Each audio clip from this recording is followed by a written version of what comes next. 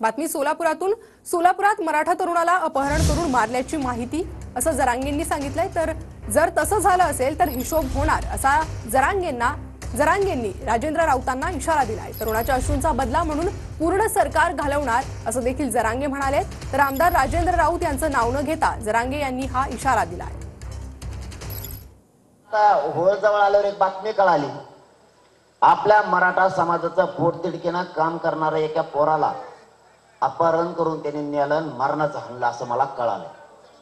आता ते खरंय खोटंय मी पक्का माहिती घेतल्याशिवाय सांगत नाही, पण त्या लेकराला मारल्यामुळे त्याच्या डोळ्यात पाणी आलं असणार आहे। त्याच्या जर तसं झालं तर त्या डोळ्यातल्या पाण्याचा हिशोब होणार, तुमच्याही घरातल्या त्या डोळ्यात पाणी येणार।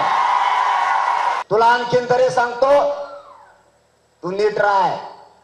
जर ते खरं असेल तर त्या सोलापूरच्या माननीय SP साहेबाला आणि कलेक्टर साहेबाला या केज नगरीतूनच सांगतो, देवेंद्र फडणवीसांना सुद्धा सांगतो, तुम्ही आमच्या अंगावरती त्याला घातलाय।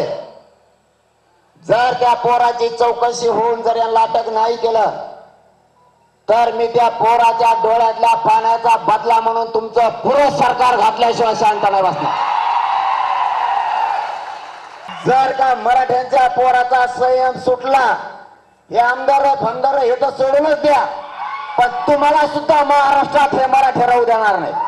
तिथं येणार, तिथं घोंगडी बैठक होणार,